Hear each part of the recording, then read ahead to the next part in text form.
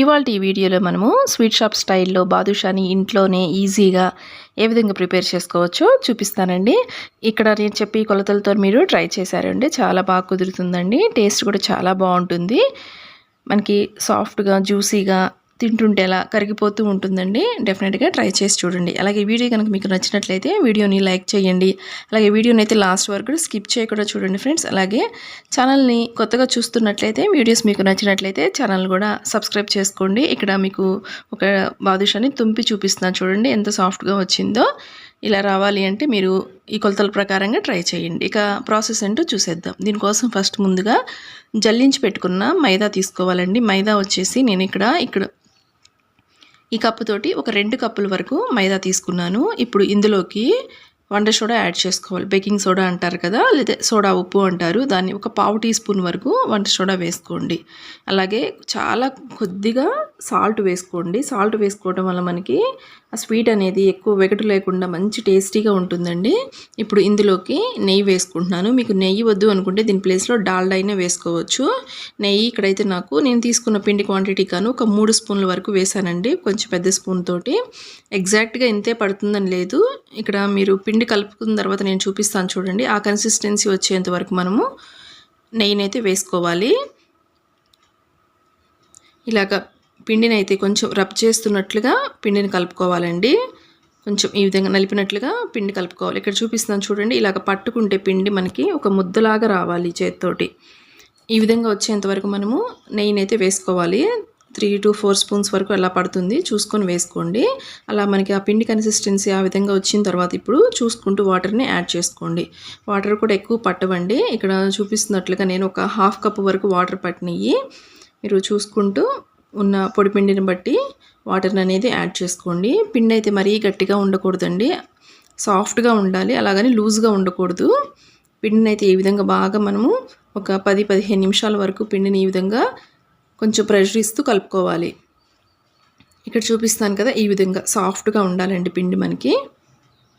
ఇలా కలుపుకున్న తర్వాత దీనికి పైన మూత పెట్టేసి దీన్ని పక్కన పెట్టేసుకోండి. ఒక 10-15 నిమిషాల వరకు పిండిని పక్కన పెడితే నానుతుంది. ఈలోపు మనము షుగర్ సిరప్ ప్రిపేర్ చేసుకుందాం. మీరు ఏ కప్పుతో మైదా తీసుకున్నారో సేమ్ అదే కప్పుతోటి 1.5 కప్పు వరకు షుగర్ని వేసుకోండి. మీకు కొంచెం స్వీట్ ఎక్కువ తినేవాళ్ళు అయితే ఇంకొక 1/2 కప్పు వరకు కూడా వేసుకోవచ్చు. అలాగే అందులోకి 1 కప్పు వరకు వాటర్ని వేసుకోండి. ఇలా వేసుకుంటే మనకి పాకం కూడా అంటే షుగర్ సిరప్ కూడా ఎక్కువ వేస్ట్ అవ్వకుండా ఉంటుందండి. స్టవ్ మీద పెట్టుకొని దీన్ని కరిగించుకోవాలి. ఇలా కరిగేటప్పుడే ఇందులోకి కొంచెం ఇలాచి పొడి వేసుకోండి.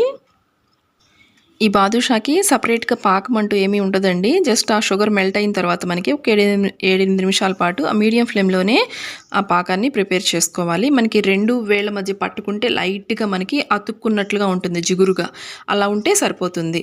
మనము నార్మల్గా గులాబ్ జామున్కి ప్రిపేర్ చేసుకుంటాం కదా షుగర్ సిరప్, దానికంటే కూడా కొంచెం థిక్గా ఉంటే సరిపోతుంది. ఈ విధంగా మనము ఈ షుగర్ సిరప్ని ప్రిపేర్ చేసుకొని స్టవ్ ఆఫ్ చేసి మూత పెట్టేసి పక్కన పెట్టేసుకోండి. ఇప్పుడు మనం కలుపుకున్న ఈ మైదా ఉంది కదండి, ఈ పిండి ముద్దని మరలా ఒక 7-8 నిమిషాల పాటు బాగా ప్రెషర్ ఇస్తూ కలుపుకోండి. ఇలా కలుపుకున్న ఈ పిండి ముద్దని సపరేట్గా డివైడ్ చేసుకోవాలండి, ఈక్వల్గా బాల్స్ లాగా.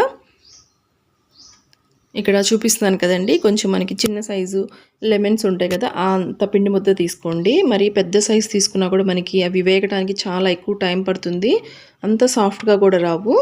సో ఈ విధంగా మీడియం సైజుగా ఈ పిండి ముద్దలన్నిటిని డివైడ్ చేసుకోండి. ఇప్పుడు ఒక్కొక్క పిండి ముద్దను తీసుకొని ఇక్కడ అరచేతుల్లో నేను చూపిస్తున్నాను కదండి, గట్టిగా కొంచెం ప్రెషర్ ఇస్తూ ఈ విధంగా అటు ఇటు కూడా 2 వైపులా కూడా జస్ట్ వేరుతోటి ఈ విధంగా ప్రెస్ చేయండి. చిన్న గుంటలాగా పడుతుంది. 2 వైపులా కూడా ఈ విధంగా గట్టిగా ప్రెషర్ ఇస్తూ అరచేతుల మధ్య పెట్టుకొని రౌండ్గా తిప్పుకుంటూ మధ్యలో ఈ విధంగా చిన్న హోల్ లాగా పెట్టేసుకోండి. ఇలా మిగతా పిండి ముద్దలన్నిటిని కూడా ఇదే విధంగా ప్రిపేర్ చేసుకోవాలి. ఇలాగా ప్రిపేర్ చేసుకున్న వాటిని మనము డీప్ ఫ్రై చేసుకోవాలండి. ఇప్పుడు స్టవ్ మీద ఆయిల్ పెట్టుకోండి. ఆయిల్ అయితే మనకి లో ఫ్లేమ్లోనే ఉండాలండి, అంటే కంప్లీట్ సిమ్లోనే పెట్టేసుకోండి. అలాగే ఎక్కువ వేడెక్కకూడదండి, లైట్గా గోరువెచ్చగా వేడైతే సరిపోతుంది. ఇప్పుడు లో ఫ్లేమ్లో పెట్టుకొని వీటిని ఒక్కొక్క దానిగా ఆయిల్లో వేసుకొని ఫ్రై చేసుకోవాలి. ఫస్ట్ వేసి అయితే ఈ విధంగా కింద అడుగునే ఉండిపోతాయండి. అవి కొంచెం ఉడికిన తర్వాత వాటంతట అవే పైకి తేలుతాయి. అలాగా పైకి వచ్చేంత వరకు గరిటె పెట్టకూడదు. ఈ విధంగా పైకి వచ్చినాయి కదా, ఇప్పుడు వీటిని రెండో వైపు కూడా ఈ విధంగా స్లోగా టర్న్ చేసుకోండి. ఇవి ఫస్ట్ నుంచి లాస్ట్ వరకు లో ఫ్లేమ్లో పెట్టుకొని మాత్రమే వీటిని ఫ్రై చేసుకోవాలండి. అంటే కంప్లీట్ సిమ్లో మాత్రమే ఉంచుకొని ఫ్రై చేసుకోవాలి. అప్పుడే మనకి ఇవి సాఫ్ట్గా వస్తాయి. ఇలాగ ఫ్రై అయినాయి కదా, ఈ కలర్ వచ్చేంత వరకు ఫ్రై చేసుకొని వీటిని ఇమీడియట్గా షుగర్ సిరప్ ప్రిపేర్ చేసుకున్నాం కదండి, ఆ గిన్నెలోకి ట్రాన్స్ఫర్ చేసేసుకోండి. ఇలాగా ఈ పాకంలో వేసేసుకోండి. వేసేసుకొని వీటిని మనకి కొంచెం నానటానికి టైం పడుతుందండి. ఒక 15 నిమిషాల పాటన్నా టైం ఇవ్వాలి వీటికి నానటానికి.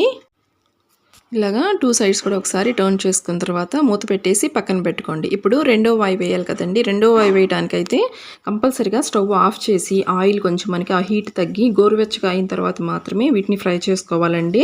గోరువెచ్చగా అయిన తర్వాత మళ్ళీ స్టవ్ ఆన్ చేసుకొని ఒక్కొక్క దానిగా వేసేసుకొని లో ఫ్లేమ్లో పెట్టుకొని మాత్రమే వీటిని ఫ్రై చేసుకోండి. వేగడానికైతే టైం పడుతుందండి. ఒక 15 మినిట్స్ వరకు టైం పడుతుంది లో ఫ్లేమ్లో కాబట్టి. ఇప్పుడు ఈ ఒక 15 మినిట్స్ ఈ బాదుషా నాన్ని కదా ఫస్ట్ వేసిన వాయి, వీటిని ఈ విధంగా ఒక జాలి గరిటె తీసుకొని సపరేట్గా వేరొక బౌల్లోకి వేసేసుకోండి. ఇలా ఒక 15 మినిట్స్ నానితే కరెక్ట్గా మనకి లోపల వరకు కూడా ఆ షుగర్ సిరప్ పీల్చుకొని చాలా జ్యూసీగా చాలా సాఫ్ట్గా మనకి ఈ బాదుషా అయితే రెడీ అయ్యి ఉంటాయండి. ఇప్పుడు రెండో వాయి ఈ విధంగా ఫ్రై అయిన తర్వాత సేమ్ ఇదే విధంగా ఈ షుగర్ సిరప్లో వేసేసుకొని ఒక పావు గంట సేపు నానబెట్టేసుకోండి. ఇలా ఒకసారి నేను చెప్పిన విధంగా ట్రై చేయండి, చాలా బాగా కుదురుతాయండి.